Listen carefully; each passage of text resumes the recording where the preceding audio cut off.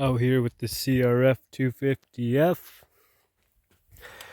Has a 275 force cam kit with the rally cam, Athelon ECU of course. And I decided I would try the Kenda Sand Mad.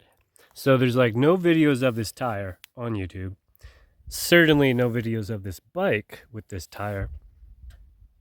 I've been here before and I had a Kenda Ibex. So this should certainly do a lot better. We'll see how it goes.